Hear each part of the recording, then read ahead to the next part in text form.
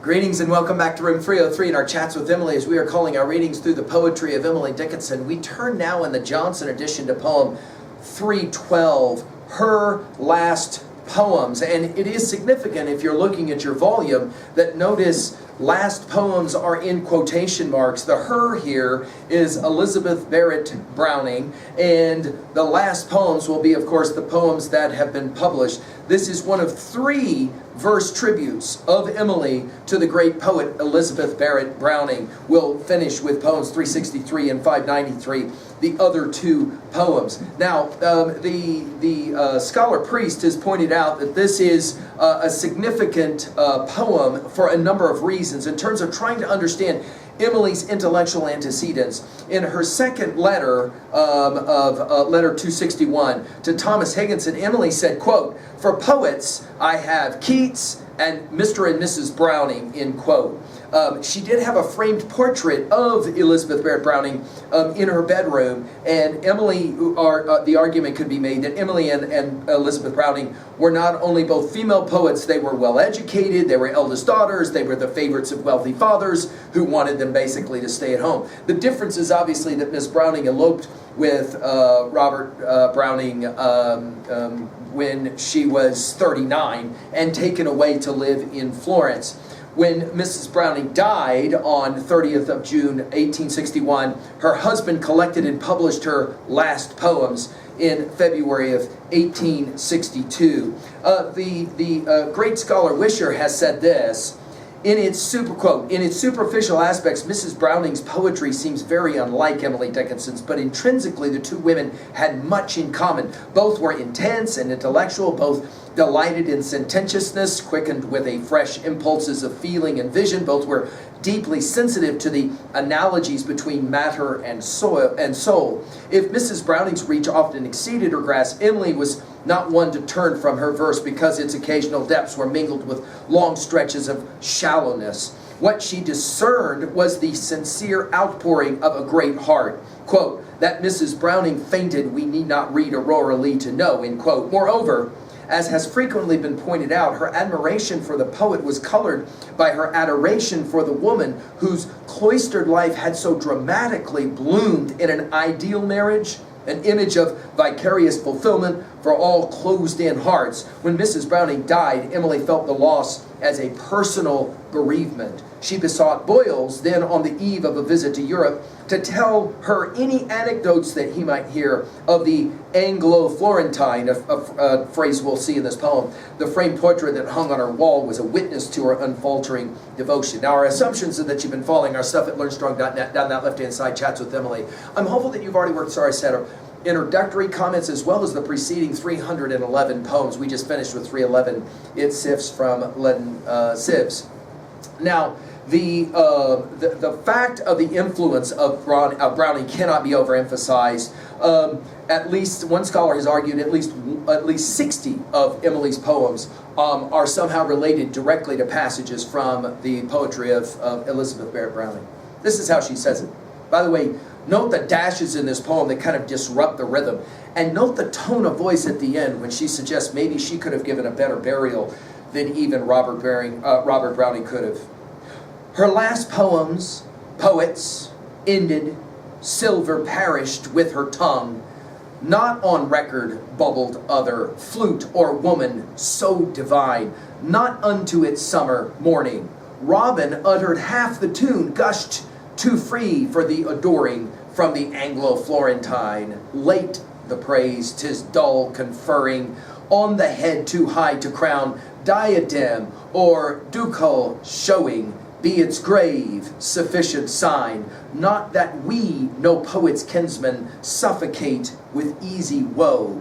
What and if ourself a bridegroom put her down in Italy? Now, of course, as we've said, these last poems referenced here are in fact the ones that were published by Robert Browning February of 1862. Notice you'll point out that it was almost like the end of poetry, or the end of the great poets when Elizabeth Barrett Browning died. Notice silver perished with her tongue. It's like the end of the world in some ways. Not on record, bubbled other. I love the use of the word bubbled, right? Flute or woman. Notice 2 times in this poem they're referencing to a woman poet. So divine. Hey, go back to our very first poem together. Do you remember what the last word of the first line was? It was the word divine. And 45 times in 45 poems, Emily will reference divine or something close to it.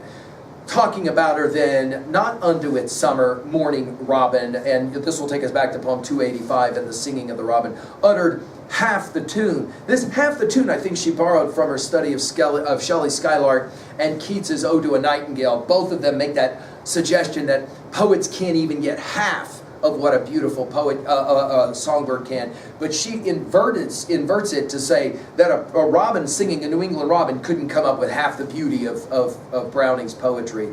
And then from bubbled we go to gushed, too free for the adoring, from the Anglo-Florentine. Again, she moved from being British to Italian. Late the praise, 'tis dull conferring on the head too high to crown. She's now in heaven. You can't put a diadem or a ducal on her now. Be its grave sufficient sign, not that we, no poet's kinsman, suffocate with easy woe. There isn't any way, she says, to really express the woe that I feel. And I think she learned this word woe from her study of Milton's Paradise Lost, right? Of man's first disobedience to the fruit of that forbidden tree, whose mortal taste brought death into the world and all our woe. She says, now in an interesting last comment, what and if ourself a bridegroom, that is to say Robert Browning, put her down in Italy? It's almost as if she's seeming to suggest that she thinks she could maybe have done a better job of celebrating that majestic poet Elizabeth Barrett Browning, because Robert Browning was such an amazing poet on his own. And of course we've given lectures at learnstrong.net on both of these poets if you want to run that to ground. What is the point at 2A? I think her argument is it's really hard for a great artist to lose their favorite artist. And so for Emily, I think she was very much disturbed by the passing of her great idol. At 2B, the dashes are fascinating here. You even heard it in my reading of this poem. I'll let you play the game as well. And the ironic tone at the end as well. In terms of 3A, there's 2 other poems that will sound and read very similar. 363 will read like this. I went to thank her, but she slept, her bed a funneled stone, with nosegays at the head and foot that travelers had thrown. Who went to thank her, she but slept, 'twas short to cross the sea, to look upon her like alive, but turning back, 'twas slow. And then when we get to poem 593, well, this also a tribute poem for Browning. I think I was enchanted when first a somber girl I read that foreign lady, the dark, felt beautiful. And whether it was noon at night or only heaven at noon, for very lunacy of light, I had not power to tell. The bees became as butterflies, the butterflies as swans, approached and spurned the narrow grass, and just the meanest tunes that nature murmured to herself to keep herself in cheer, I took for giants practicing Titanic opera. The days to mighty meters stepped, the homeliest adorned, as if unto a jubilee 'twere suddenly confirmed. I could not have defined the change conversion of the mind, like sanctifying in the soul is witness not explained. 'Twas a divine insanity. We're back to that word, right? Divine. The danger to be sane should I again experience, 'tis anecdote turn to tones of solid witchcraft. Magicians be asleep, but magic hath an element like deity to keep. And in both of these poems, of course, she, along with this one that we're studying here in 312, she makes this argument that greatness often goes unappreciated, and obviously we can appreciate why Emily would be saying that. Finally, at 3B, who is someone that you will miss once they are gone? Because you idolize them in some way, you look up to them in some way, and you'll remember them long after the fact. Thank you.